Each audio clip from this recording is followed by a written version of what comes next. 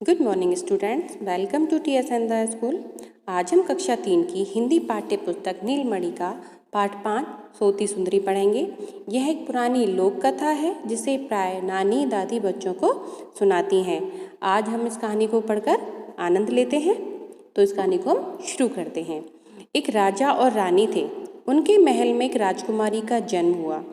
वह बहुत सुंदर थी। उसके बाल रेशम की तरह मुलायम और चमकदार थे। राजा रानी उसे बहुत प्यार करते थे। एक दिन राजमहल में एक उत्सव था जिसमें राजकुमारी का नाम रखा जाना था। राजा ने परियों को भी न्योता दिया। परियां तितलियों के रथ पर चढ़कर आईं। उन्हें सोने की तस्तरियों में भोजन खिलाया गया। तस्तरी यानी प्लेटों में खाना खिलाया गया। राजकुमारी पालने में लेटी थी। परियों ने राजकुमारी को उपहार दिए। एक परी ने रूप दिया, दूसरी ने धन और तीसरी ने बुद्धि।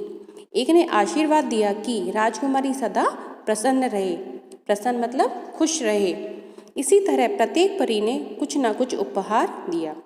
उसी समय एक बूढ़ी परी दौड़ती आई।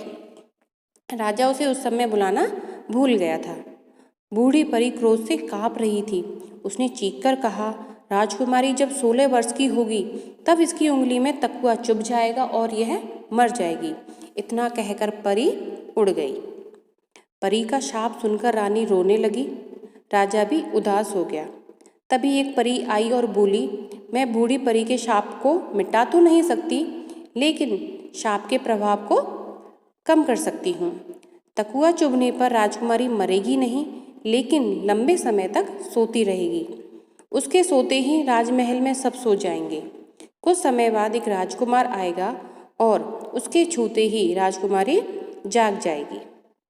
राजा ने ढिंढोरा पिटवा दिया कि राज्य में कहीं कोई तकली, तकुआ या चरखा ना रहने पाए। धीरे धीरे राजकुमारी बड़ी हुई। उसमें परियों के दिए सभी गुण आ गए। उसका स्वभाव भी बहुत अच्छा था। राजकुमारी 16 वर्ष की हो गई। एक दिन वह महल में अकेली घूमने निकली। वह सीढ़ियाँ चढ़ती हुई एक कमरे में जा पहुँची। वहाँ एक बुढ़िया चरखा कात रही थी। उसके बाल सन की तरह सफ़ेद थे।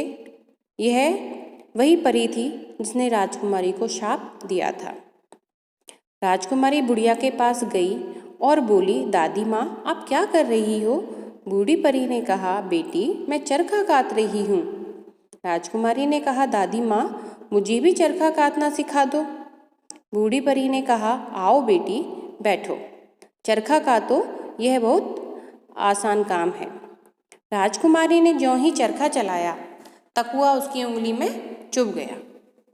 राजकुमारी पास ही पलंग पर गिर पड़ी और सो गई। राजकुमारी के सोते ही राजमहल के सब स्त्री पुरुष जीव जंतु सो गए। जो जहाँ था वहीं सो गया।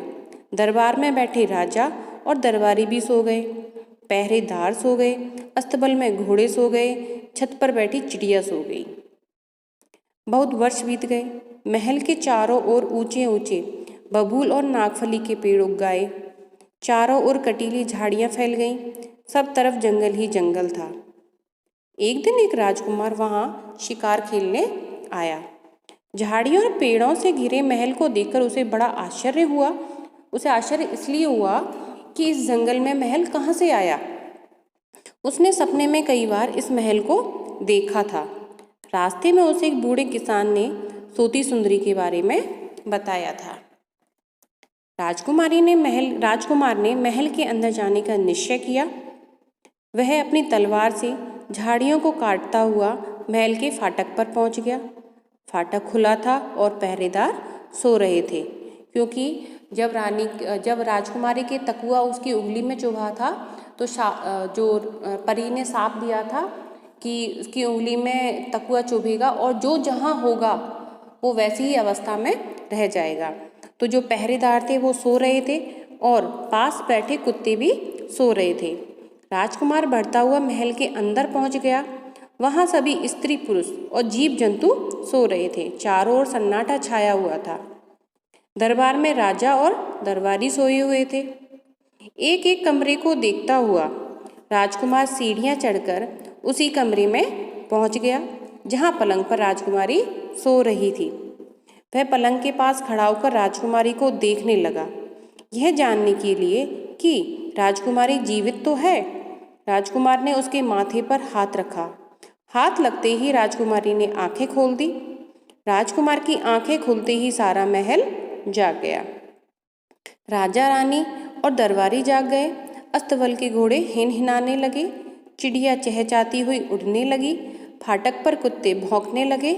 सब एक दूसरे को अचंभे से देखते रहे। सारे महल में फिर चहल पहल हो गई। राजकुमार और राजकुमारी दोनों राजा के पास गए।